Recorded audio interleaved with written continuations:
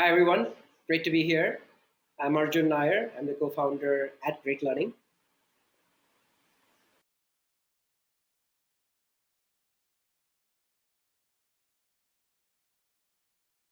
Hi, I'm Akshay Datt, and this is the Founder Thesis podcast. We've all heard stories of founders building unicorns, but what you need to keep in mind is that the $1 billion valuation of a unicorn is essentially a paper valuation. It's not money in the bank, which is what makes this conversation unique. I'm speaking to Arjun Nair, who's the founder of Great Learning. And Great Learning is unique among Indian startups in two very special ways. The first one is that Great Learning did not raise any external capital. And the second one is that in just 7 years after they started, Great Learning was acquired by Byju for $600 million. So this is an actual cash exit, which I'm talking about. And Great Learning is simply unique in the sense that Indian startups which get this kind of exit are extremely rare. So stay tuned as I dive deeper into Arjun's journey of building and scaling Great Learning. And we also talk about what's the way forward for Great Learning.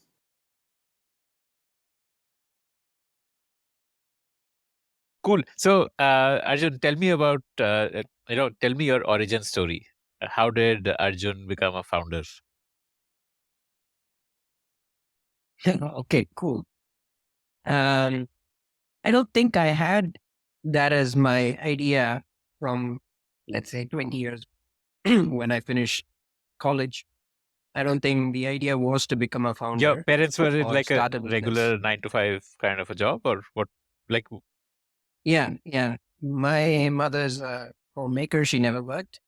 And my dad was in the government. So he used to work for he was an IAS officer. oh, wow. So, Uh, was that an but aspiration to like give the entrance exams? Okay. no, no, never. Also, he passed away when I was really young. So, and I think even before that, there was enough sort of doctrination saying that, don't go into this career. I don't think anybody wanted us to be in the government. I think you have to be cut out in a different way. Um, so we didn't come from a business family. But what did happen though is, I guess after my father passed away, my mother, since she didn't have a professional education, I think she had to figure out various businesses Wow. to keep us going. So it was none scalable, uh, none very big. But I don't know what she did, but she did a bunch of things to pay for our college and pay for our higher education and pay for our house and put it on the table. So I guess the idea of figuring out how to make things work, maybe I learned from her. If not necessarily, scalable grand things, but I was never worried about surviving. I always knew that regardless of wherever I would survive. So to your original question as to, the idea of business, that I guess never came to me until much later. So my aspiration was at that time, and this was the early 2000s, was to go abroad, go do a good master's, get a good job in the US, and settle down there. So that was always the plan in college, and I took the GRE. I was working toward that, um, and that's exactly what I did. I went abroad. I went to Duke, did my master's in biomedical engineering, got a job at Siemens. Very traditional path that I guess hundreds and thousands of Indians follow, particularly 20 years back. I'm not sure if that's still the mainstream today, but then definitely that was what most people would do, and that's what I did. A couple of stories there, though. One being that while at Duke, I figured out a bunch of odd jobs. Again, this idea of surviving, I liked debt. I never wanted to be answerable to anyone. And so one of the things I did do was I did a lot of odd jobs at Duke. I was ready to do whatever. I started as an RA, a research associate, but then I tried other things. So I taught calculus to kids. And then finally I took a job as a bartender because that paid the most. So I used to, you know, I used to do lab work in the morning. At night, I used to go bartend and make money. And so when I did finish Duke, I had no loan and I had no debt, which was really cool. And that gave me again this idea that you can be scrappy, you can do, and I was ready to do whatever it takes to make things work. So that's one. The second thought is I did meet a couple of entrepreneurs or these. I went to a few talks at Duke by chance, and though I was in the engineering school, I did go to talks in the business school with Fuqua and listen to entrepreneurs talk, and that was really fascinating. So that idea of business and doing things, it seemed very different from an engineering point of view, particularly the engineering that I was doing, which was research. It was not even engineering. It was, I used to work in a monkey lab on implanting electrodes into monkey brains and trying to Wow. figure out what they were thinking. So very hardcore engineering. And the products that we would have created, outcome of that research was like 15, 20 years out. So the stuff that we were working on was not at all applicable in the real world for another 5, 10, 15 years. And even after my Duke Masters, when I went to Siemens, that's, particularly, and again, for a good reason in engineering for medical devices and in medicine, you have a very long product roadmap from engineering to actually being in the market. And I was really frustrated by that. The idea that, it takes 5 years, 10 years, decades. But I think that it is good, right? Because obviously you don't want anything half tested or incorrect to be in the market because you're talking about lives at stake. So I'm glad that's how it is. But it was not for me. For me, I wanted to bring things to market faster, see the impact, interact with consumers, iterate fast, build things, move forward, right? So that these sort of 2, 3 experiences got me interested in the idea of business and entrepreneurships and product and, moving away from engineering. And by the time I spent a couple of years at Siemens, I was pretty clear that I wanted to get into business. And when I went to business school at Sloan at MIT, then I wrote a business plan to come to India and then set up a business. Also because there was a scholarship, a fellowship at MIT called the Legatum Fellowship for Entrepreneurs in Emerging Markets. Again, it was this idea that I want to get out of school without debt or without, and in business school, it's very hard. So I was trying to see what I can do, who can give me a scholarship. And I didn't want to be, at the end of the day, tied to some company giving me a job because I wanted this idea. So it was all by chance in that sense that, I wrote this business plan for getting that scholarship, which finally I did get. And then, so again, I met a lot of entrepreneurs, people who build businesses in emerging markets, very different way of thinking. And over a period of time, even though that idea that I wrote for a business plan was really bad and it didn't work, but that guidance that I got, the people that I met. So when I did finish Sloan, I was sort of convinced to come back to India. And it was also a good time because 2010, 2011, again, 12 years back, 13 years back, is when I would say, when you look back, was actually a pretty cool age of Indian startups coming to age. So I actually came back to join a company in India called ZipDial, which I eventually got acquired by Twitter. But I, and in that process also, I did a bunch of things, just trying to learn even before ZipDial, while at Sloan, after Sloan, after ZipDial. So long story short, it was just, that's sort of the evolution of how it ended up being in entrepreneurship, in business, in trying to figure out a way to make things work.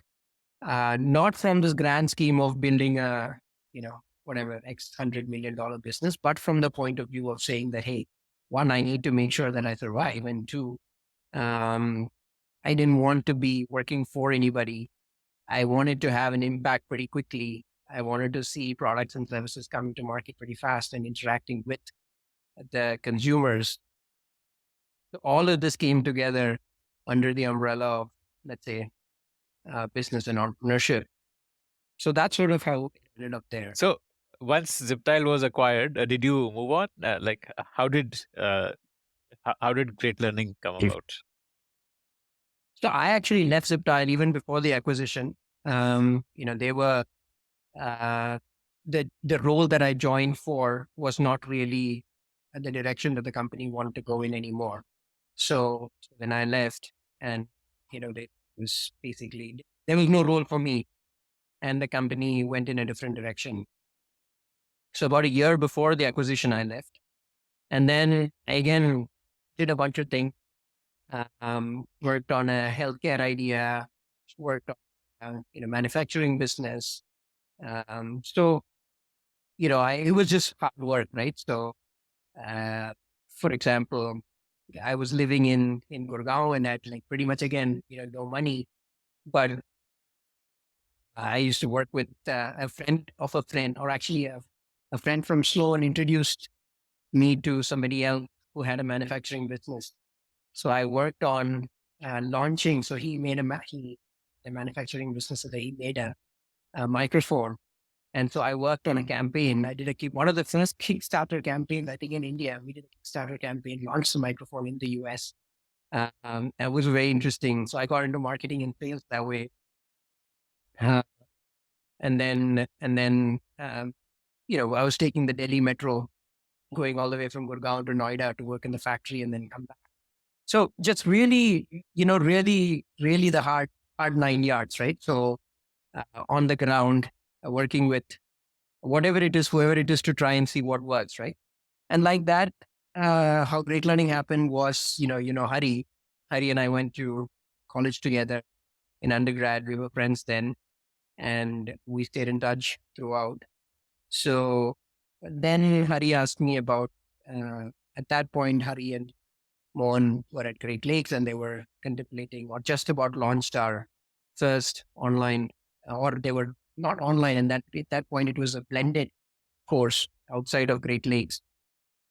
So that had just started and they needed somebody to help build, at that point, ops and product. So I came on board to help build a product and ops. And then, of course, then it really took off. We did a bunch of things, and many of the things that we did actually worked out really well. The timing was perfect. And then now it's the 10th year. So, Wow. So it's like it was not an intentional direction into education and Great Learning, but I was working with, it's like before you get married, you date a bunch of people, right? So I was doing exactly that.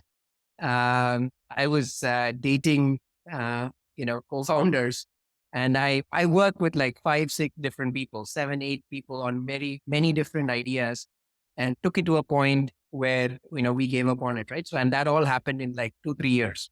So in a 2, 3 year period, so I really like this analogy of dating, because I think that's sort of how it is.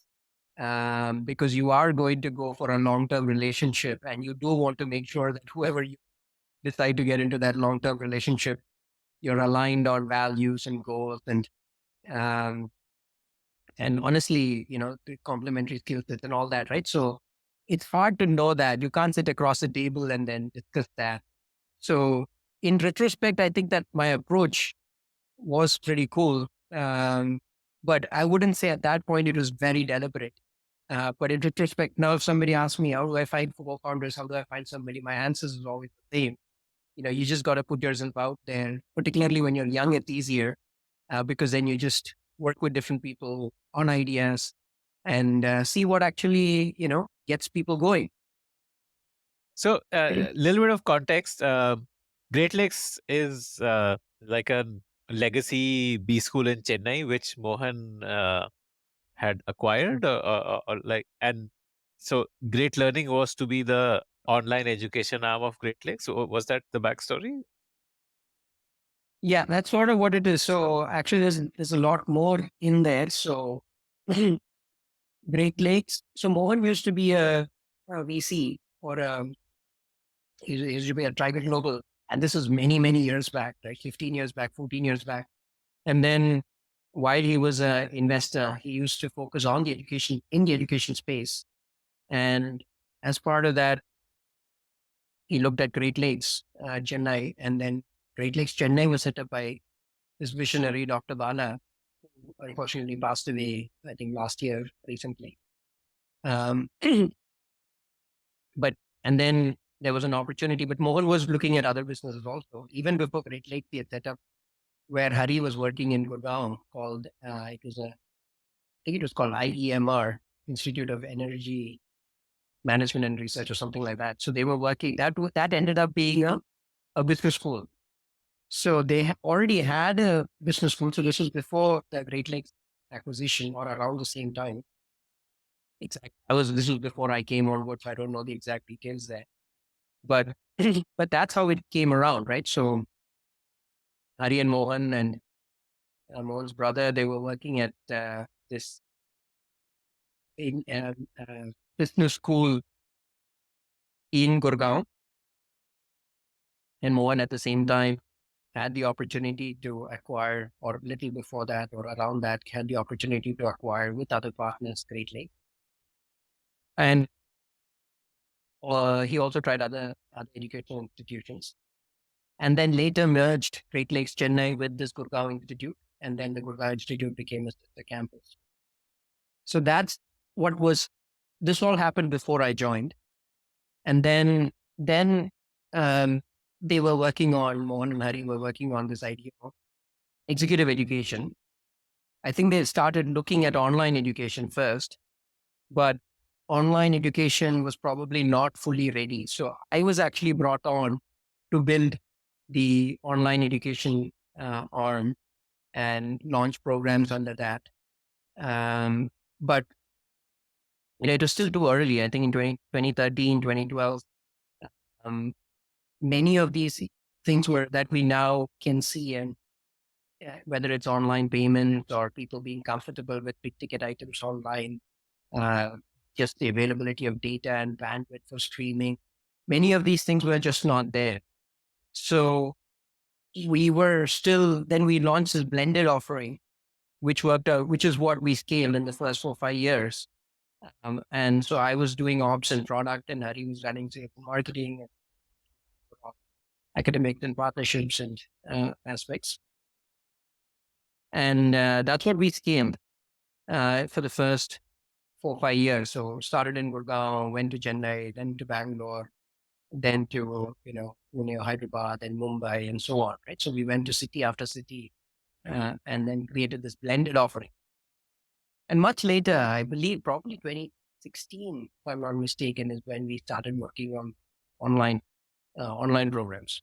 So, like this would be a cohort of students who join a course and they have like a weekend class or something like that, and then they submit their assignments online and something like that. Like that's what you originally launched.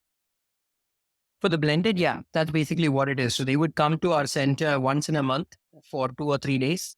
And then the remaining part of it, there was no recorded videos in there. They were actually, we had a partnership at that point with another company. So there's some recorded, but that was not the central aspect. The central aspect was you come to class, you learn live from a faculty in one of these centers in a group of 50, 60 people. So you learn that, and then you would do your assignments remotely.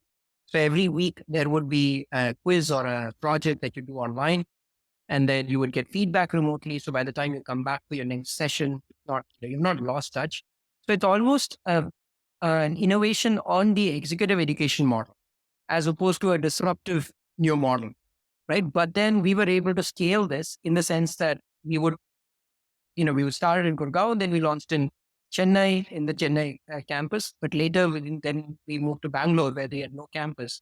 And then we used to run it in hotels in Pune and Hyderabad and Mumbai. And later we had a classroom in Hyderabad also. So this setup started working, where we were going to where the student is. The students don't have to come to Chennai or Gurgaon, but we were going there. We meaning we'd pop up a class in a hotel where a faculty is coming there. We set up the system for recording. We had a system for projects. There's networking, there's lunch, there's group work and projects and discussions, all of the stuff that you'd find in a classroom. We would pack that into 3 weeks.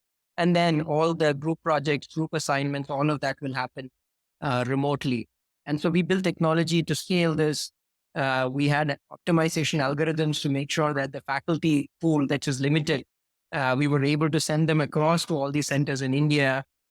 So there's a very different set of innovations that we had done back then to scale that model. But that was a very profitable model, in not infinitely scalable, but but definitely to thousands of students.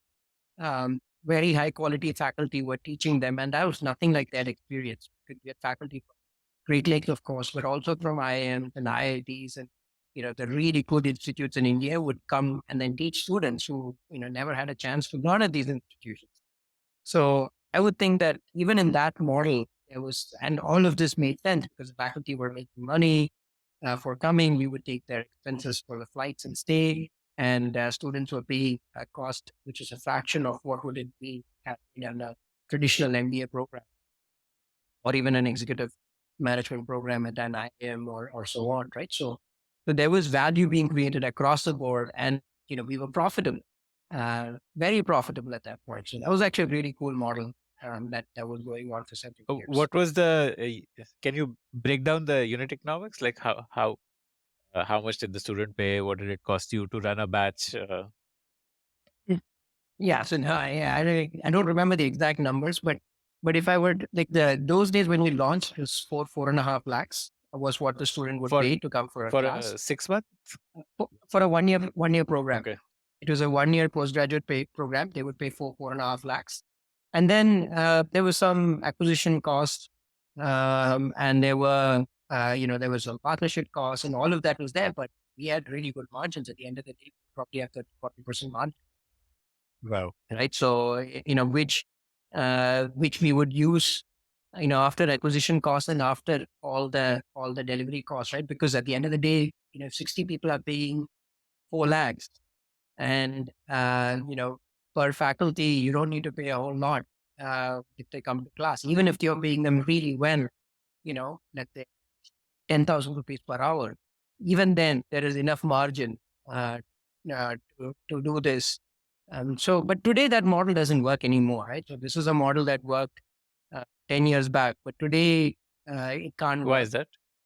Um, I think particularly the audience that we're talking about, which is people with 5, 6, 7, 8 years of work experience, they no longer want to go to a class. They are quite happy with online learning. Otherwise, they would have to, let's say, if you have a class in Gurgaon, they have to travel from Noida or Gurgaon, right? Or in Bangalore, which is worse. You have to travel from one part of Bangalore to the other, which will take 2 hours. Those days we found it very hard to move people from the classroom-based programs to online. But today, nobody wants to do the classroom-based program, particularly the older students, because they realize that they're having similar outcomes in terms of learning from the faculty, networking with each other, having conversations and so on, that they can do it in the class. And then if you can avoid the classroom, the commute, that's a big point. The second point there is also, when we did it in class, to optimize the time for faculty and for everyone, you'd have to do it in the entire day. So class would start at 8:39 in the morning, go all the way till 5:36 in the evening on Saturday and Sunday and some Fridays. But today when we do it, we can spread that over every weekend, 2 to 4 hours, which is honestly a much better system of learning, right? So you would rather spend 2 to 4 hours, every weekend of the month, as opposed to 16 to 24 hours, one weekend of the month, right? So intuitively, from a learning point of view, from a convenience point of view, this better. There's more flexibility. I don't have to be in Bangalore every weekend.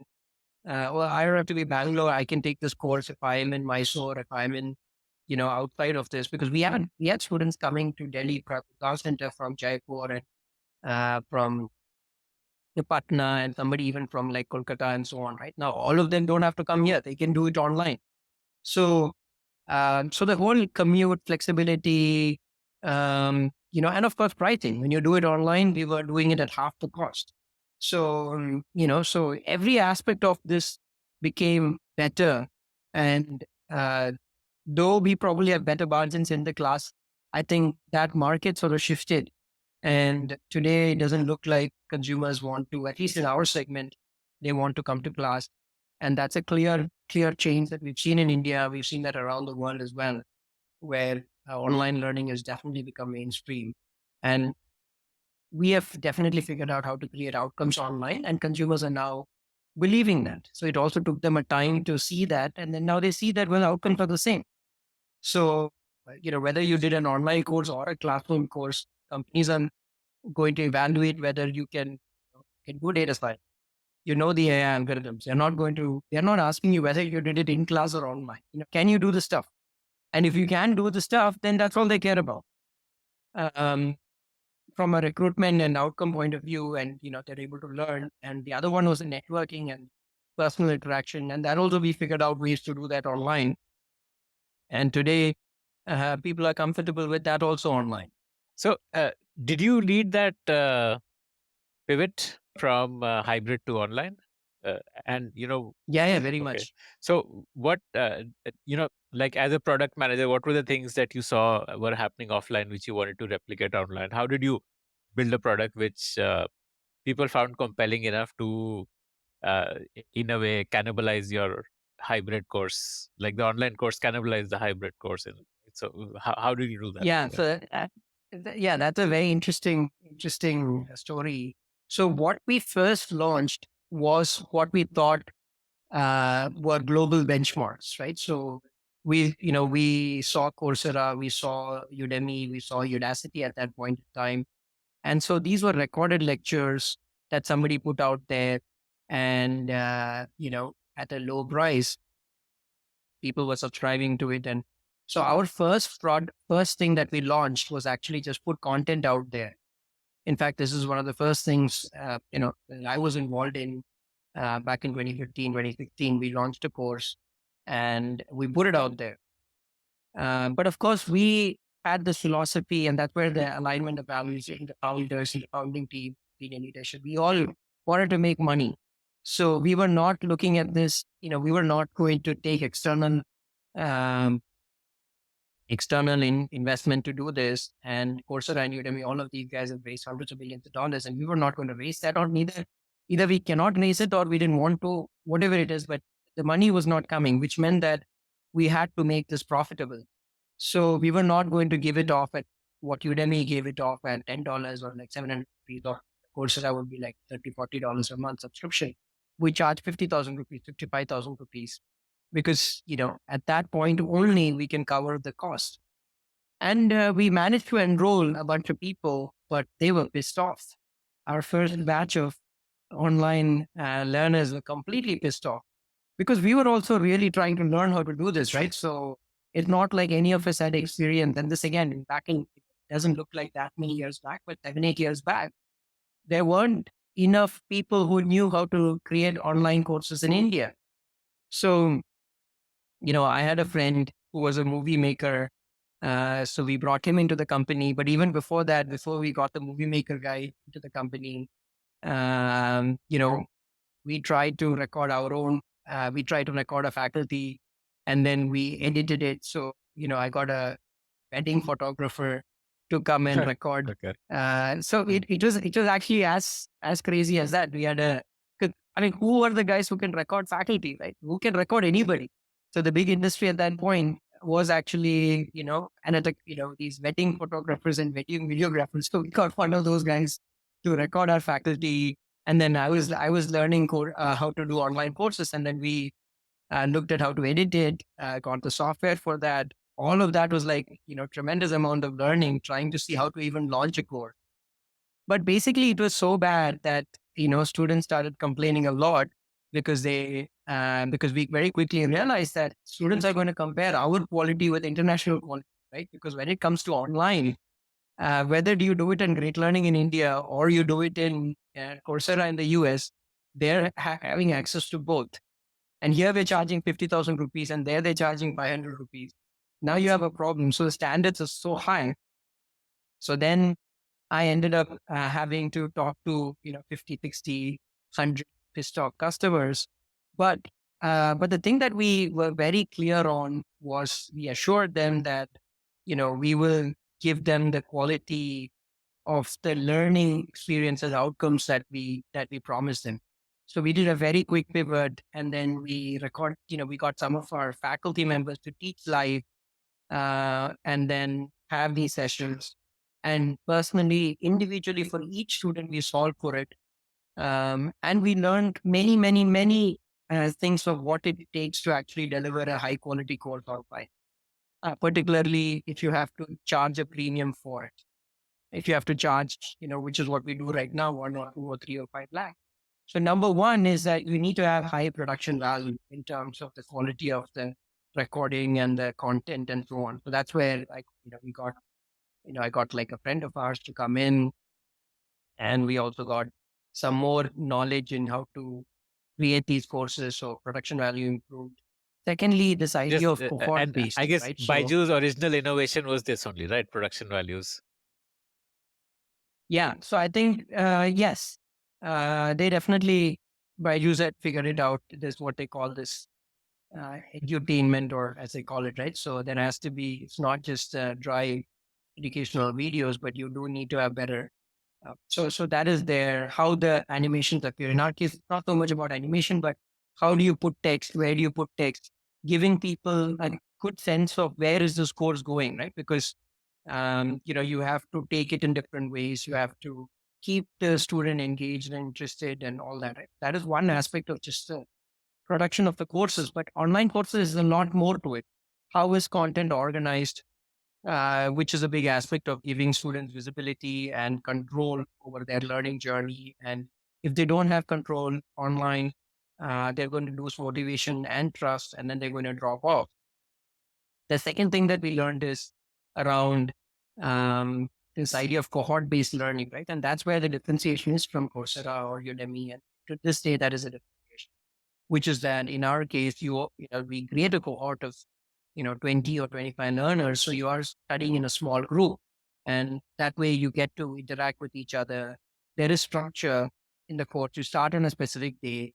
The entire 3 months, 6 months, 1 year, 2 year, whatever is the duration of the course that you signed up for is visible for you. You know when it's starting, when the quizzes are going to be, when the live classes are going to be, when you need to do the assignments.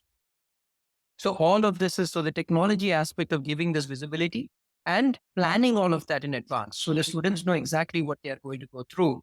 And this has better outcomes, right? Because more Coursera and all of these, the problem is that, you start and then later you drop off, right? Very hard to sustain motivation and complete. So we know how to keep you motivated to sustain that, because it's all cohort based. And those are the best aspects of the campus based stuff that we online, right? Because when you come to campus, you come on a certain date. There is a certain amount of learning that you have to do during that time. And there's peer pressure also, right? Your classmates are together, they're doing the same thing. So this peer interaction is a super critical part of it. So this is sort of the second and third, right? Which is the aspect of cohort-based learning, the aspect of having structure and visibility. And the third or fourth is really around live learning. So we realize that that is again a unique aspect of what we can do, and which is important, that every weekend, that there is a live class. So we follow this flipped classroom approach where we have high quality lectures, which are recorded by the faculty, and, whether it's a faculty from an IIT, IIM, and later MIT, and Stanford, and so on.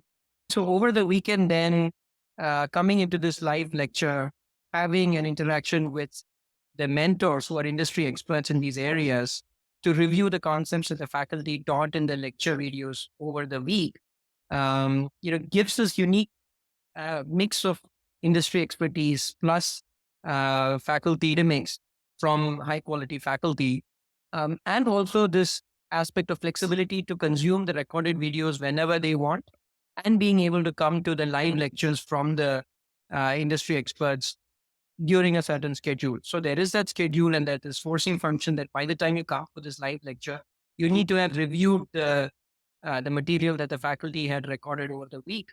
And so this flipped classroom approach is, again, very much needed to create outcomes. So this is another innovation that we created. The flipped Um, classroom was essentially instead of a lecture, it was just like a bunch of people asking questions and the professor answering some of them, or other people in like the peers answering some of them, something like that kind of a highly interactive uh, session. Yeah, exactly. So because what we do is by the time you come for the live class over the weekend, so every weekend there's a live class in a small group of 25 learners. So by the time you come to that live class, you would have watched the lecture video from the faculty. So let's say it's a topic in supervised learning, which is machine learning algorithm.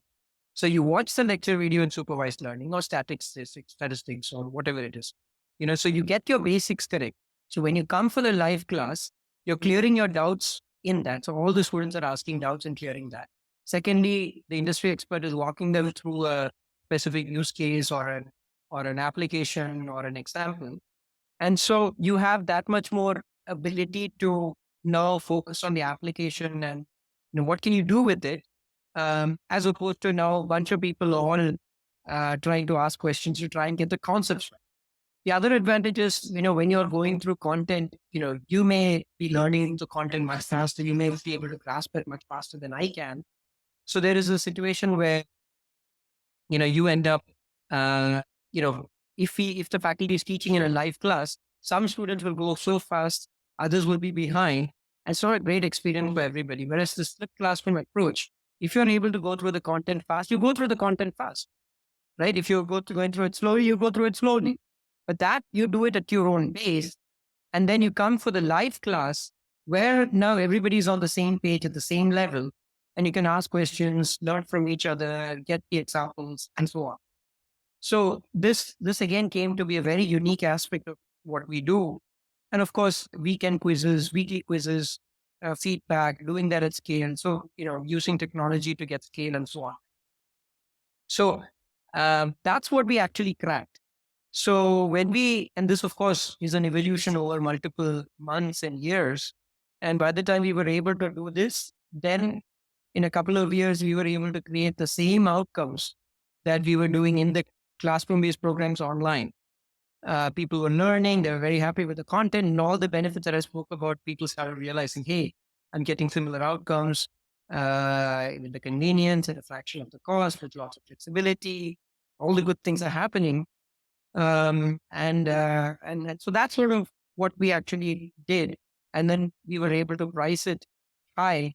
We started, as I said, at 50,000, pushed it to 1.25 lakhs. Today, we offer these courses in India at 2.5 lakhs plus GST, and internationally, we offer it at much higher, at $3,500, $4,000. And people are actually very happy, even at those price points, with the value that they're getting, because if you compare that with anything else, those are much more expensive. Okay, interesting. Just give me a year by year play. Which year, like what was the revenue in that year, and by when did you start shifting that revenue from a hybrid to an online, and by when was it 100% online? See, even today we are not 100% online, Okay. right? So because there are certain for the younger audience, people who've just finished college, we have a program which is for those students. Because for younger audience, we actually think it's good for you to come to class, because they may not yet have the full discipline and they may not yet have all the things that are possible.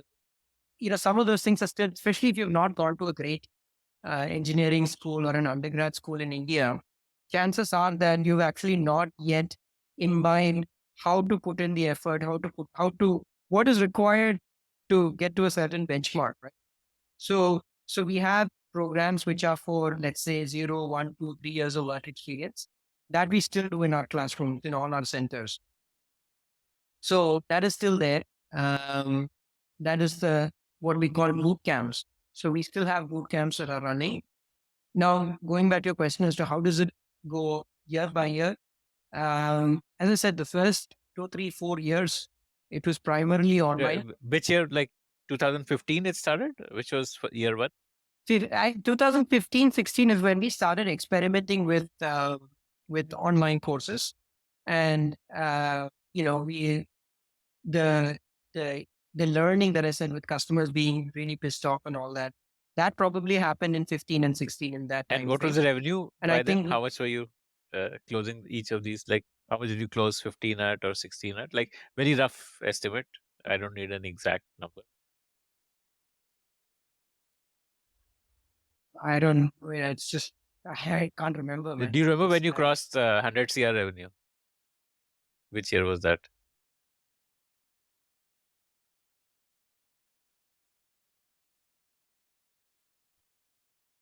100 CR would probably have been, I think, close to probably, I would say it's around 17, Okay.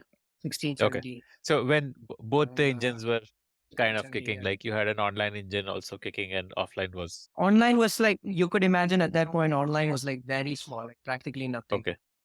It would be very, very little. Right. Um, hardly anything at that Mm. point. Online came to really 50% of the revenue uh, close to the COVID, so close to 2020. And then of course it became, you could say 100% after Oh, right. Okay. when COVID happened. So, so we were getting to that, and COVID is what really switched this behavior fully. Um, Going up to that point itself, we were well positioned by the time COVID came. If we were not, then I think we would not have managed COVID so well. But by the time COVID happened, because from 2017, 18 onwards, we got this thing correct. And I remember 2018 financial year closing is probably when we started ramping up our online programs. And 2019, and I think, that financial year, can't remember, but I would think around probably 20%, 25% would have been online. 2020 was when we went abroad. So we started offering our programs outside of India. In that, 2019 onwards, but in that financial year, then that became a decent portion of it. And COVID completely tipped it in that direction. Post COVID, the whole classroom blended program kind of disappeared, right? Because that people don't want to do it anymore. Okay. Amazing. This how much revenue were you at in 2020? Do you remember? Uh, see, at that point, we were doubling every Okay. year, right? So you could imagine, 10 we would have been in the, 400, uh, something like that. no, I don't think it would have been anywhere near that. I think it would be like 200 around that. Okay. 200 from 100, it would have gone to 200. Roughly every year we've doubled or tripled Wow. our revenue throughout. So the post-COVID year would have been about 400, something like that. Yeah, COVID, in that COVID year, there was a dip. And then because the classroom-based programs all shut Right. down, Okay. and classroom-based programs, as I said, we were able to capture higher revenue. Those were at 4 lakhs, right? 4.5 lakhs. And so that kind of went away. So the ARPU actually came down, but the volume went down. So that 1 year, if you look at it, you wouldn't see a big function, but 2021, you would see a big function. Because then, everything started kicking off, online programs abroad, India, and so on. But sort of, we started getting that growth from 2019 onwards, as I said, right? Once we launched the online programs, that really grew. So we started growing quite rapidly from 2019, 2020, 2021, 2022. Then it's been like rapid growth throughout. So the reason to go international was for better ARPU, and ARPU for our listeners is average revenue per user. So that was the reason to go international. Because your high ARPU product of the offline classes kind of got eliminated, so you needed to find other ways to increase the ARPU. No, so international was actually quite. Again, it was. We went international because we could, right? I think let's put it that way, right? So we we had this. We had, we we didn't go to the US first. We didn't have permission, but we did first from India. Then we looked at adjacent markets, right? Southeast Asia, the Middle East, GCC, Africa. So we were there. I think in the first 1 or 2 years, we didn't even go to the US. We were actually building a business, a sizable business in these markets, which was more to say that, well, we have an online program in India. So earlier, if you think of how we grow, it was to say that, well, we have programs in these cities, right? So, Gurgaon, Chennai, Bangalore, Pune, Hyderabad, Mumbai. And then to say that, well, now we have an online program in India. So people don't have to be just in these cities. They can be across India. So then we are like, okay, now people are across in India. Now people can be outside of India. So it was just a way of growing markets and saying, well, can you? And throughout we were profitable. So the point is that at no point we were trying to, grow rapidly, but to say, can you expand these markets and can you run marketing, sales, ops from India, and will these learners in these countries outside want to do our programs? What innovations do we need to make it accessible for them? So, like payments, for example, in India we do payments around. There are lots of companies that provide loans and so on, right? So what do you need to do if you have to offer courses in Africa and Middle East? How do you collect payment? Where do you collect it? So how do you provide financing to people there? So there are innovations around. It's not just enough to put a course out there. You have to make it possible for people to connect.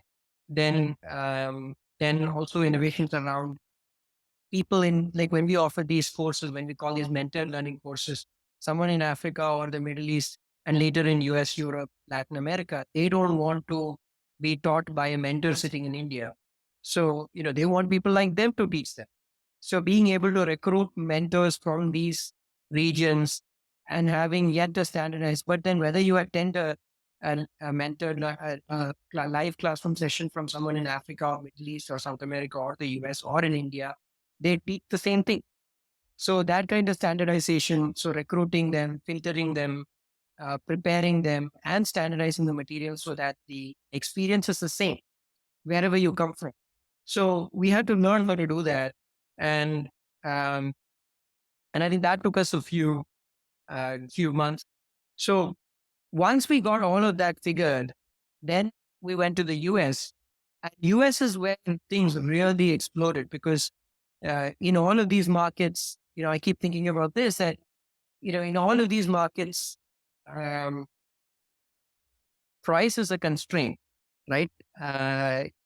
People 2-3 lakhs and all is expensive for people in India, but 2-3 lakhs is $2,000, $3,000 for somebody who is in the US, and $3,000 for our average customer is a fraction of their monthly income, and very easily they can afford it, particularly compared to things that they need to otherwise have paid for similar value. If they had to do a similar program, it'll be 10 times the cost of what they would pay us. So, but it's not at all easy to deliver, right? So if you have to deliver to US, it has to be world class. It has to be very high.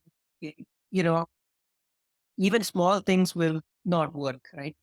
When you talk to a US learner, especially if you're trying to deliver that from India, there cannot be any grammatical errors. There cannot be even those things have an impact. So a certain high level of professionalism, high level of quality standards when you think of program delivery operations, mentors who are from the region, and just operational excellence, which is so high to consistently get. So that's one of the things that we actually cracked, to have very high operational excellence, to be able to deliver to US learners. Um, and that I think is not trivial, not just US learners. So, of course, you have US learners, you have learners from Latin, South America, Africa, everywhere, right? So, how do you deliver to all of these learners and still have high quality and professional experience and operational excellence? And how do you do that from India? Because if you do it from India, you can have very low cost. right? So, and if you have those costs, then you can have high margins.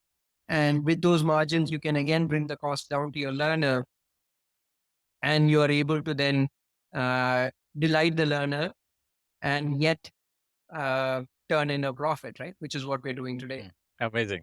Um, what kind of courses were being offered by the time COVID hit? So primarily it was in data science at that point. And I think we had maybe one or two courses in AI, maybe cloud computing. So not a very broad portfolio as we do. So these were courses for engineers to upgrade themselves, basically. Not not fully. In India, by the way, that is true. In India, most of the people who enroll are engineers who are because they are coming out of engineering schools with very poor quality of education and very little hands-on practical experience. So they've not actually coded and they've not really gotten their hands dirty. They've had an academic experience in class and they're not job ready. So you go through one of our courses, you actually become job ready, right? Because we make you go through a lot of projects and exercises and so on. So otherwise, you could claim that if you went to a good engineering school, you don't necessarily need to do our program, right? So Right. Yeah. if you actually went through an engineering, like a good engineering school, and the professors made you go do a lot of hands-on problems, and you came out job ready, and you yourself spend a lot of time, and you're in an ecosystem where your peers are all working hard, you know, which is what, by the way, happens in most uh, a lot of American schools.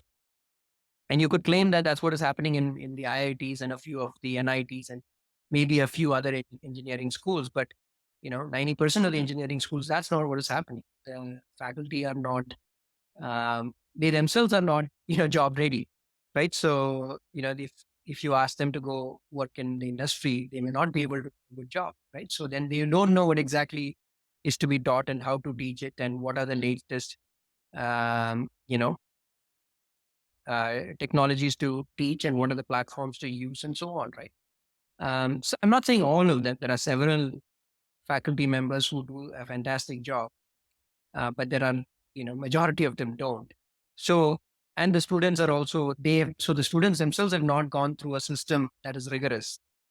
So they have to come through us so that when they go to a company, they are job ready, right? So in India, that is the profile of the in markets outside of India, what we see, particularly in more developed countries, we see that, well, they have gone through a rigorous undergrad. So there, the folks who end up coming to us are actually people who are not engineers, who have not had a technical education. And this is their first technical education. So they want to switch into a career into technology. So, the single mother or like a nurse practitioner or so that's not majority, but you do find a lot of people who come like that. And of course, there are people who are in tech companies, but not really in technology roles. So they've not had the depth to be in technology roles. So they are working in professional companies and they are seeing what's happening if you can get into a technology role, whether it's in software engineering or data science or AI or ML or cloud computing, cybersecurity, user experience, whatever it is. They see what's happening to people who are getting into technology roles and sort of the career growth and outcomes that you can get from that. And they want to, experience that. And they've not had the foundation to do that, maybe because they did a liberal arts course or they did a ancillary course. So we get a lot of people like that in international markets where their idea is to switch into technology. And how do you think about new course launches? Like, which course should you launch next? Like, in 2020, you had largely data science, cloud computing courses. So, how did that portfolio expand today? What was the process you followed to decide what to launch next? See, we are always looking into the outside into the world to see, where is the gap, right? What are companies looking for, and what are people looking for? Are there providers of that, right? So we work backwards from jobs. So almost everything that we do comes from that insight to say, where are the jobs? And every year not every year, all the time we're looking forward, right? So we, in fact, this last 1 year, we've launched courses in generative AI, uh, using OpenAI platforms and so on, right? So when, because, and all of that happened because of ChatGPT and OpenAI. So suddenly prompt engineering, generative AI, all of that became mainstream. And we needed courses then. And so we launched courses in that way. The year before that, we launched courses in EV, electric vehicles, and so on, because there's a lot of interest there in India. Companies are high on cybersecurity, a new portfolio that we built in cybersecurity courses because that was becoming a big deal, particularly post COVID, when companies have shifted online. A lot of their operations, the cybersecurity has become mainstream. So we launch courses in cybersecurity, right? So if, that's the beauty of what we do, because in this world of technology, something seems to be happening all the time, and that much we can count on. And most people will find it difficult to learn it on their own. So that is where we have expertise in our faculty, our mentors, our internal academic staff. They're really good at picking up new things, learning things fast, talking to industry, and figuring out how to, what is the skill set that they are looking for, and we know how to teach. So we put all of that together. We create a course and put it in the market, and I would say 70-80% of the time, maybe even higher, we get it right. As to that is what people want, and that's what the market needs, and that's what companies want, and put the course out, and they just people enroll. And a small percentage of the time, we get it wrong in the sense that um, something something that we expected is not happening. As in, Demand didn't meet your expectations. yeah, the demand, or the demand is there, but sometimes what happens is we, like, for example, like data engineering and things like that, right? Well, there are plenty of jobs in data engineering, but in fact, there are more jobs in data engineering than data science. But as a consumer, as a learner, or average person in the market, they want to learn data science because that's more sexy than data engineering, right? So things like that, where though the product is what the market needs, there is a consumer mindset that is preventing the consumer from taking a decision to do the right thing for themselves. So it's not only enough to get that part of jobs and market demand right, but you also need to get this aspect of consumer desire and consumer intent also correct, right? So both of those have to match. Yeah, like nobody wants to learn sales. Everyone wants to learn marketing. Like when you're doing an Exactly. MBA course, I mean, if they were offering sales as a Right. specialization, no one would take it, even though that's what everyone ends up doing. Yeah. And there's there's far more jobs in Yeah, that, yeah, right? absolutely. So yeah, I think that's a good analogy. And I think that's what you find when you design products, that there is a reality and there is a perception, and you need both to both of them, we need to get them to work Mm. together. How did you ensure consistency, like as you kept increasing the courses? Like, what's the playbook to ensure a good outcome for the student? Like, I mean, probably the starting point is to design like a lesson plan. What else is there? Like, See, I would think there are two sides to it. One is the hard stuff, and we can talk about that. And the other is the softer stuff, which is, I think, the first point is the culture aspect, right? So you do need to create sort of a cult, right? And you need to explain to people, your staff, as to what quality standards is, what is the benchmark, uh, what is acceptable, what is not. And you need to have a culture that is formed in the team where learner satisfaction is celebrated. And anything less than a feedback of 4.7, 4.5 on 5, NPS of, 40, 50, anything less than that, people get worried, right? So I think the first aspect is having a very high benchmark of what excellence is and what that culture is.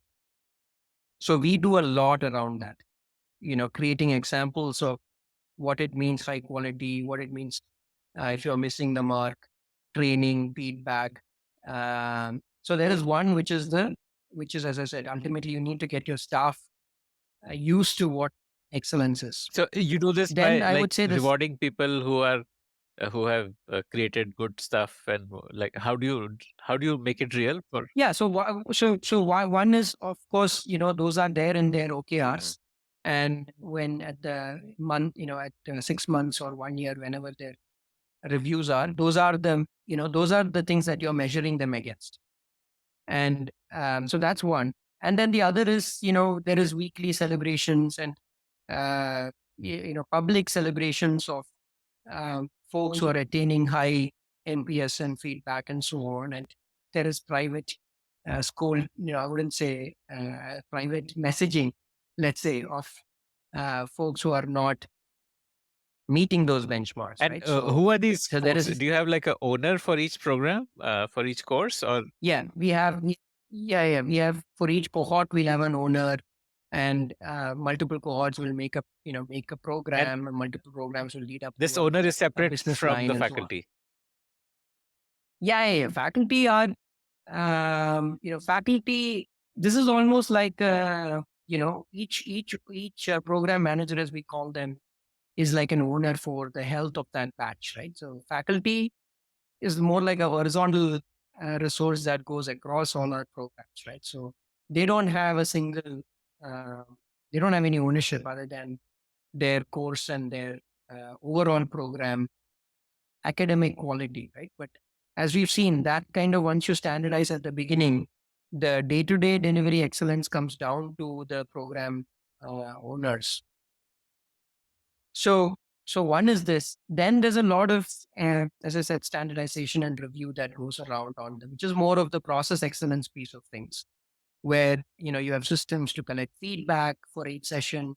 You have systems to collect feedback for content, and that gets reviewed and then improved and goes back in. So we collect feedback for every aspect. So there's a lot of process excellence pieces that I could talk for an hour on what process excellence metrics are, right? So that I would think that's the second aspect, and how you conduct reviews and how you conduct, how do you capture what's happening to figure out the health of a batch, not just a batch at an individual level, right? Each student, how are you doing, right? And then, using that as a mechanism to give personalized attention to each student, not as a as a as a fraction or as a number that gets reported, but do you need to be paid attention to? So, and we do that. And that's where the third aspect of this is, which is really building technology to be able to do that at scale, right? Ultimately, when you're today, we have whatever millions of learners on the platform, tens and thousands of live classes that happen daily. So at that scale, you can't do this any longer with just, a culture of excellence and process excellence, right? You need to have technology that is able to automate most of it, highlight what needs attention, um, and figure out how the learner experience can happen on its own. And in those cases where something is breaking, before it breaks, highlight it to the program owner, as we spoke about, and that person then going and doing an intervention, right? So that sort of, it's not, I wouldn't say it's a rocket science, but it's really paying attention to our business, our processes, our systems, and figuring out how you build all three: a culture of excellence, process capability, and technology, to be able to have very high learner satisfaction and outcomes. And I would think that's really what we're nonstop iterating over and trying to improve on. So it sounds like the program manager role is pretty important in ensuring quality. Like he's your point of contact for the students, and he's empowered enough to figure out and save the batch if something is going wrong, and so on. Yeah. I think in our business as it exists today, it is a very people driven business. And that, by the way, is what enables us to differentiate from just purely product led companies, be it Coursera or Udemy, Udacity, right? So we are not trying to compete on the product automation side, right? We are trying to empower program managers. We're trying to empower our program advisors, which are our sales folks, because ultimately the customer or the learner wants to talk to somebody before making a decision that impacts their life. So the sales folks, we call them program advisors, they're also empowered to advise the right thing to the learner. Um, and the mentors who come every weekend to directly engage with 25 learners and be responsible for them for the duration of the 6 months or year of the program.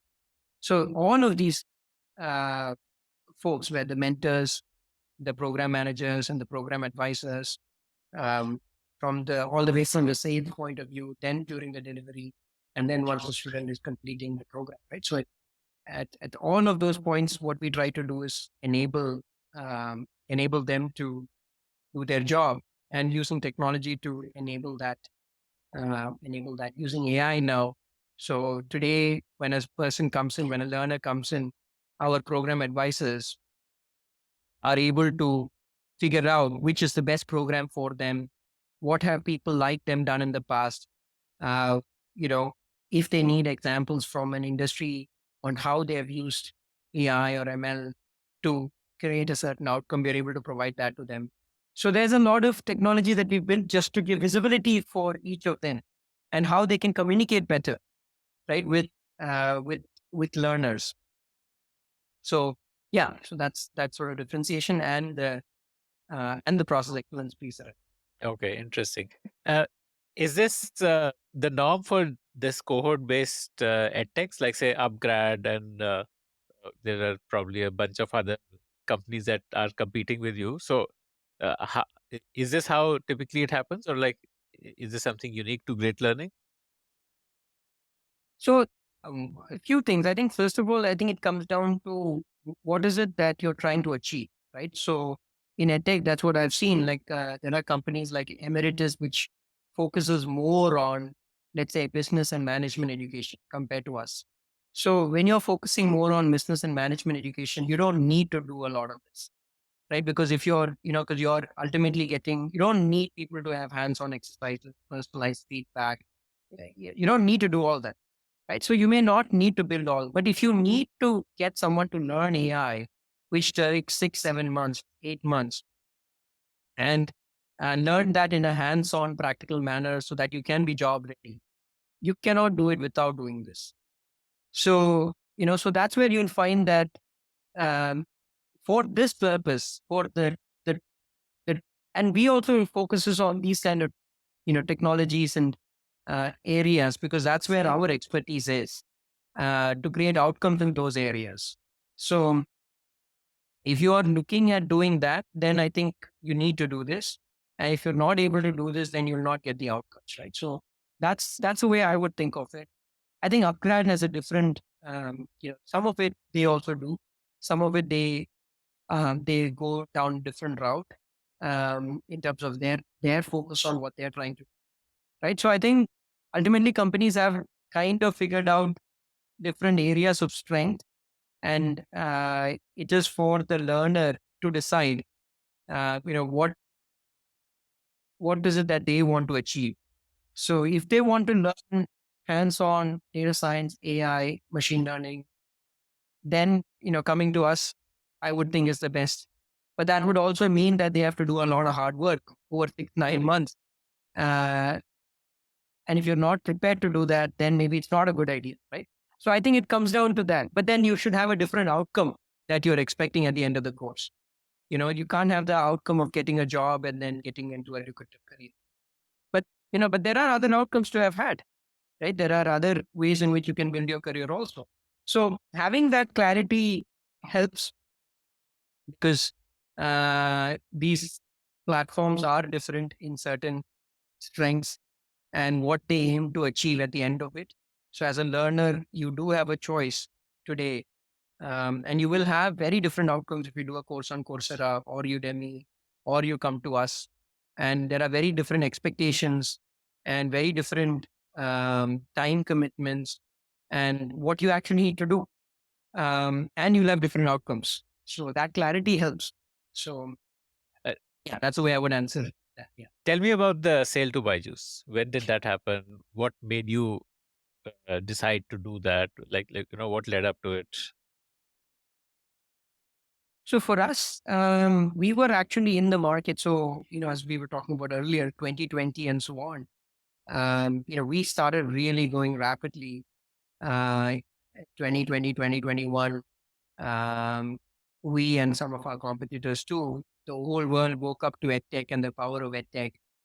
So our business grew a lot, and it was becoming very obvious to us that to continue growing in this direction, we will need capital, and we will need capital to attract more people into the company, to reward our own folks, and also in expansion. There was a market opportunity that was getting built, and if you're not expanding, then we may not get to a certain size, then we might become sidelined. So the idea of capital, we built our company for 8 years without capital. In 2020, became clear that we do need capital. So we were in the market to raise capital, and while we were having conversations to raise capital, then we got an offer from Byju's. And at that point, we thought that that is a good decision. Of course, uh, you know, can't see into the future what's going to happen, right? 2, 3 years later. But in 2020, 2021, Byju's was very, It was the in very hottest good. ed tech in the world. Like I think Yeah, hottest edtech in the world, very solid balance sheet, marquee investors.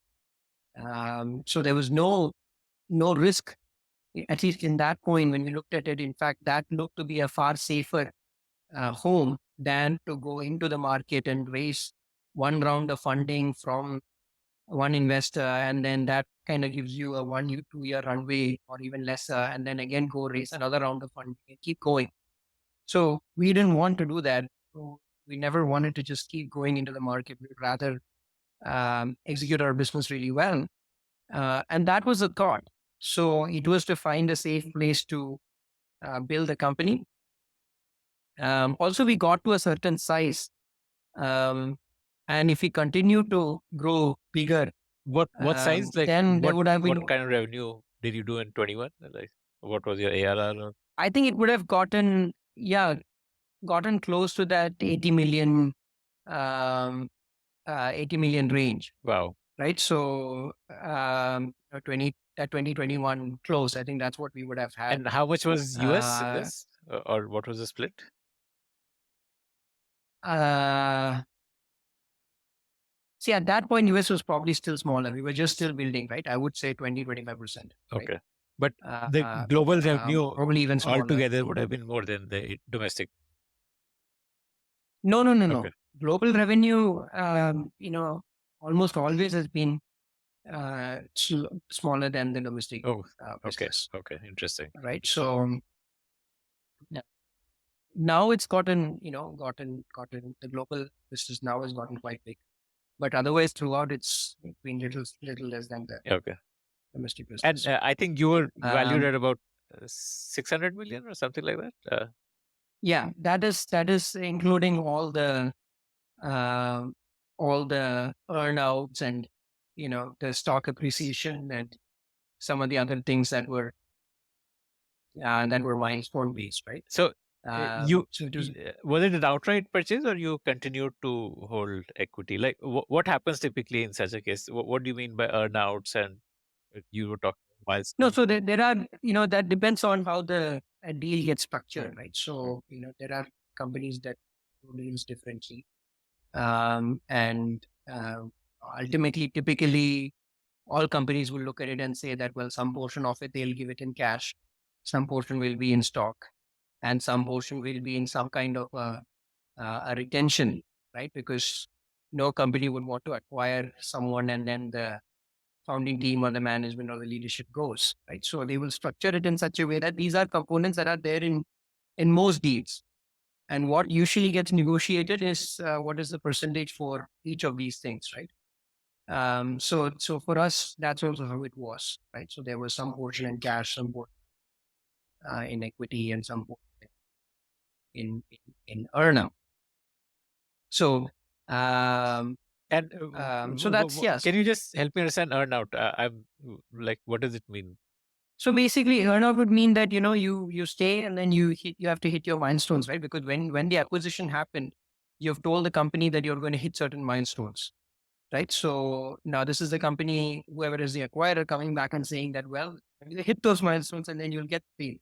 And I think that's a very fair way to do it, right? Because ultimately, especially in these kind of the difference to that setup would be if you are a completely product driven company, right? And there is no, but if you're acquiring a business where there is continuity of business needed, right? So then this would be how things would get structured. But if you're going to do like if you've built a product, I don't know how that WhatsApp deal was to Facebook and things like that, right? Because if the product can run on its own, Right. where the acquiring company is just buying technology, whether it's algorithms or technology or systems or software or whatever, then I can imagine like an outright purchase also, right? Because then the value is not in the management or the leadership or the team, the value is in the technology. But in our business, that's not how it is. There is of course value in the technology, there's value in the know-how, but there's also value in the people and the systems and so on. And Right? this So you earnout can is imagine those like things. it's like a cash amount that you get, or you get more equity, or what is? So that also depends on on what you actually structure with the company. But yeah, it's a combination of cash and incentives. Okay, okay. So Byju's acquired 100% of Great Learning, or did you Yeah, retain? Okay, okay, okay. Uh, I mean, yeah. didn't you like giving up 100% of your business? Was it like a hard call to take? Or? Uh, yeah, but I think the way we thought about it at that point and what was told to us was also that you will get to operate it independently, right? So, which was true, by the way. Byju's interfered very little with our business. Um, that you are getting to operate it independently. So I think the way we looked at it was not just from the point of view of immediate control, but we were looking at it from the point of view of what was going to be sustainable over the long term, right? So which where can great learning be sustainable, not for the next 1 year, 2 year, 3 years, but for the next 5 years, 10 years, 15 years, 20 years, right? Let's say even if the founding team is not there, what is going to make the company sustainable, right? And so it's not that anyone or any of us want to go anywhere. In fact, nobody left and nobody has gone anywhere. Everybody's still together. So we are very clear on, we like the business and we want to continue in the business. But the question always is, where is a safe home? And we want to be part of whoever has got a lot of strength. Or you have to say that, well, you can build a company, independently through IPO, through what. So that's a different route where you say that you're going to raise VC funding, you're going to raise X, and then you're going to do this. And that also, by the way, is not subject. That also doesn't say that you're going to be safe, because you could raise VC funding and you have capital for 1 or 2 years, and market conditions can change, and it's not entirely clear that you'll be able to raise another round. So some of the companies that are there in the market today, they went down that route. And when capital was easy to raise, they were easy to raise capital. But today it's not easy to raise equity fund. So they're now having to take debt, and which is super risky, because if you take debt, then Yeah, I mean, Byju's any is an change, example of the risk of debt, right? it's a great example of that. But any change in because and this is again my philosophy and part of the founding team, all of our philosophy is that, we don't, we are experts in our area, but we're not going to be able to predict what the future is going to be 100% of the time, right? So there are going to be business risks, there are going to be shocks, and you want to take things which operate within a certain risk, and you want to minimize your risk as much as possible. So, and you don't want to be exposed to, um, you know, things that you cannot control impacting the sustainability of your business. So, and that we never wanted to jeopardize, our team, our partners, our learners, and we built it in that way. So, so that's sort of where it is, right? So, So, which is sort of when, at that point, when in 2020, 2021, when we look forward, that seemed to be the safest bet. Um, and when we look today into the forward, yeah, maybe that was not the safest bet, right? But And you may no, need nobody to. could have predicted it. So I mean, yeah, Nobody could predict how the world would. yeah. Like, so I think this is that what ends up happening. And then depending on where you end up, what you can do is you can continue to build the best business. Because if you do build a great business, then yeah, then you can take another shot, which is sort of what we'll probably have to do now. And sort of that's the way that it kind of So works out. how would you get a second chance at owning? Hypothetically, how would you get a second chance at owning Great Learning? Because as of now, you have no stake, right? So I mean, or would you? No, I don't. I'm not thinking about whether we are going to own or how much. I'm not talk. I'm still not thinking about from an ownership point of view, right? Some equity and shares. Why are you still motivated? Because is it like you still have your earnouts and what? Or why are you still motivated? Because you have no ownership now. It's a salary that you're getting, right? Yeah, see, I think for me it's super, but there are several people. There are several people in my team who've got ESOPs and equity and so on, right? So, in fact, I still have, ESOPs and so on. So ESOPs So is of there Byju's are, or of Great Learning? yeah, I mean, not ESOP shares. I have shares, but there are people in the company who have ESOPs and ESOP of Great of Learning. great Okay. learning, Hmm. which they have not been able to capture yet. So they have ownership. So, I mean, that's just the financial aspect, right? So I do feel ownership to some extent that people who trusted to join my team on this journey, I do feel ownership and a sense of responsibility that um, they have a certain outcome. But that is on the financial part. But even outside of the financial part, I think I spent 10 years on this, and so did some of us in the founding team, and some of the others have spent even longer. And none of us did this from the point of view of let's just get a return and exit and retire, right? I think we did it because we think it is meaningful and you're having an impact to society and the world. And it'd be a shame that that doesn't continue. So, as I said, when we did the sale to Byju, we thought that regardless of the founding team being there or not, the company is in a safe place. So, and that's important for us, right? That, it continues, the legacy is there, the business is strong, uh, and the business has to be strong for us to continue having the impact that we are having, right?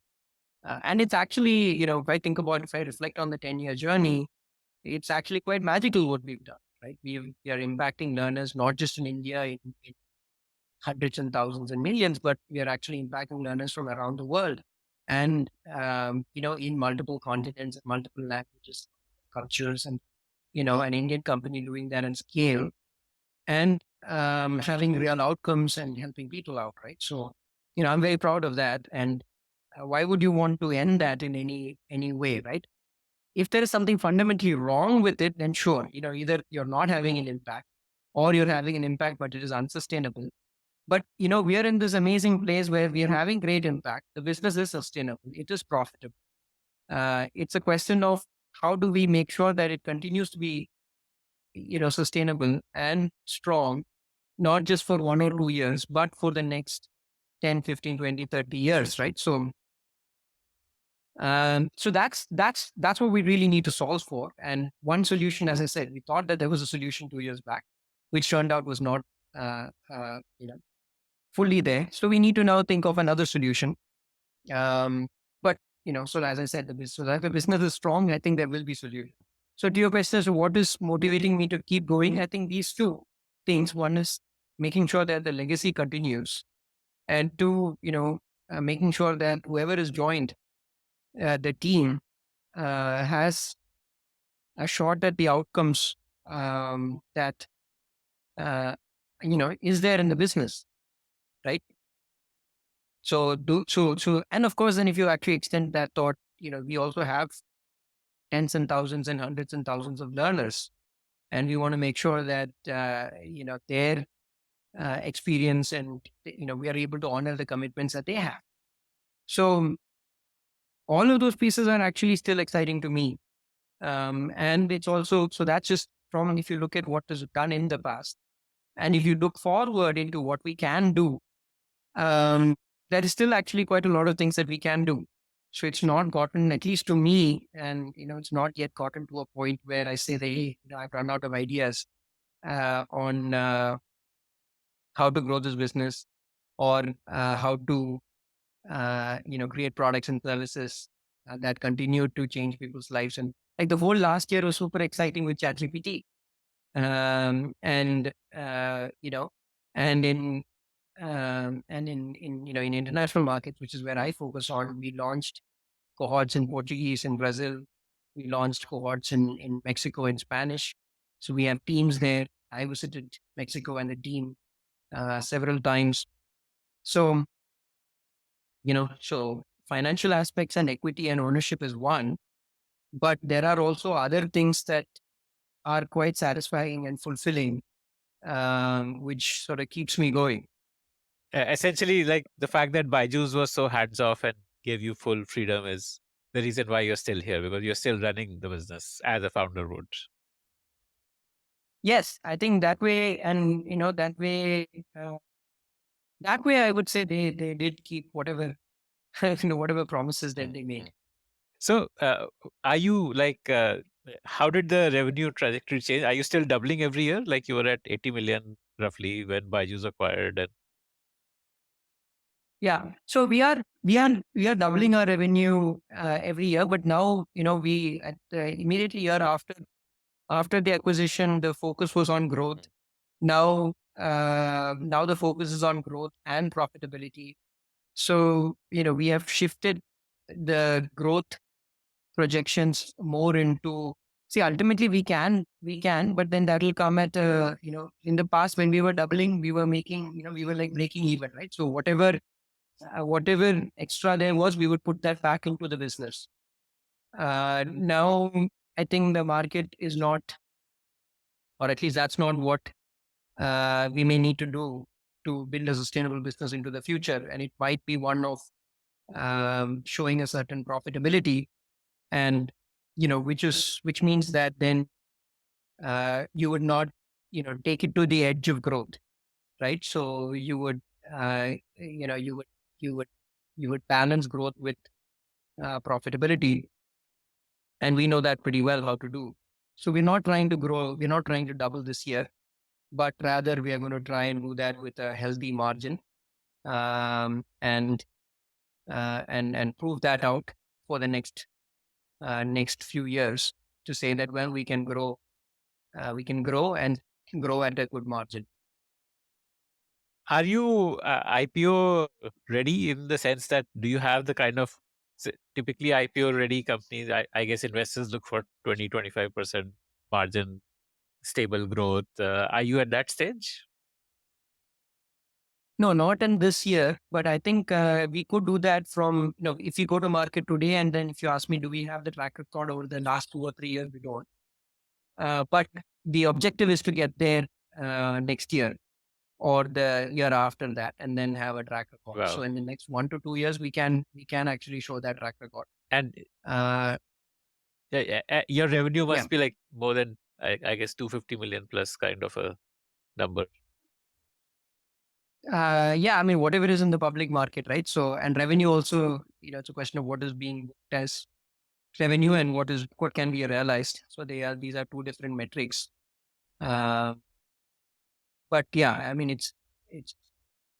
but yeah, it's actually, it's not the number that you said, but you can look it up. Okay. The booking versus realize is because there is a like a EMI component. People are not paying the fees all upfront. That's why.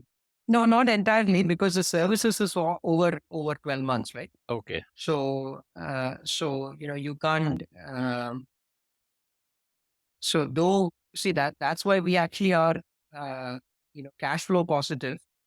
We do get that money into our company, but we can't book all of that, because we will be delivering that over a period of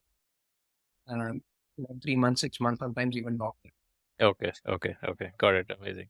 Uh, so what are your top learnings in this journey of being a founder with over the last decade plus? Like things which you think other founders can benefit from. Um, I think one is, you know, the going back to when we started, right? The analogy of dating, right? I think that's a good thought, which is that, you are in this for a long term. So I don't think it's a good idea to ever think of business or startups as a mechanism to just get in and make money and exit, right? I think then you are um, in for failure and sadness. So that I would say keep it aside. I never thought of this as a way to just do a quick turnaround, right? So I was prepared to do this for the rest of my life. It so happened that we got an exit, right? We were not building the company for an exit at all. We were building, even if the exit did not happen, I think all of us would have been quite happy working together and continuing to grow and continuing to have the impact that we were having. So I think that's number one. So who you're working with, you better be sure that that you do want to work with them and you do want to work with them for a long time. Um, and I've been truly blessed with that. Who I've worked with and the relationships that I've built and the skills that I've got to build over a period of time and the impact that we've had. Right? So I think that's one. So the second thing is I think having, which is sort of related to this, is having a longer term perspective, not just the people you want to work with, but you know, which kind of comes down to what is your core value and what are you excited about and what do you want to do in life. So for me, as I said in the beginning, when you ask the question as to what got you into this, I think the idea of being in business, building a successful company in India, um, having an impact for hundreds and thousands and millions of people, that was very strong for me. I was willing to go through any kind of hardship for that, right? Even though in the first 3-4 years after business school, I made no money. And in fact, I had no salary, no income, no startup, no idea, no nothing. But I was just sort of trying different things. And even after that, once great learning happened, some real material capital came after like 6, 7, 8 years, 8 years, right? So the fact that, you don't do, so basically from 2009, when I went into business school till 2020, 2021, which is like 12 years, I was underpaid by a massive, um, you know, a massive amount, and which was perfectly fine by me because I actually enjoyed that 12 years. So I find that people find that very hard to sustain. So, you have to have something that enables you to sustain. It could be a passion in a certain industry or a sector or something that you want to do, whatever it is. Now, there is no guarantee that it could have happened in 12 years either. It could have happened in 15, it could have happened in 20 years, and I was still prepared to go for 15 or 20 years. It did happen in 12 years, and you're lucky some strange way it could happen in 2 or 3 years. But the reality is, you can't predict when, and maybe something will not even happen, but will you still keep going? And I was perfectly fine to keep going without the reputational benefit or without the capital benefit. So I would say that's the second thing that as an advice to others. And also, I think that, so for me, it kind of reinforced that value. And the third, I would think is, really about this idea of, what is your, having a strength, having a sense of what is your strength, what is your uh, defensible, what is it that makes you different and valuable, right? And having an understanding of what are you bringing to the table, right? And maybe you don't have a whole lot to bring to the table on day one, right? But then what is it that you're going to eventually build up? Either it's on the technology side or on the marketing side or sales side or ops side or product side or like whatever it is, right? So you need to know that. And maybe on day one, like I didn't know all the things that I eventually came to realize and get right. So day one, when I joined Great Learning, I joined as a product guy, but then, built skills around ops and academics and eventually sales and marketing and international business and growth and so on, right? Um, so I think that's sort of what I would say would be like three things if I were to enable somebody to think about, like really focusing on what you are good at and show up with that every day for a very long period of time. Without Then yeah, expectation then of good things. wealth creation. Without yeah. So you have to be pretty crazy to do this. Why would you do that? Right. Yeah. So I think that's the end of it. You have to actually be pretty crazy to do something like that. Wow. Yeah. But it's actually, but it's very rewarding. And it's a lot of fun, particularly if you get to do it with people that you like. Thank you so much for your time, Arjun. It was an amazing chat. Thanks, Akshay. Yeah.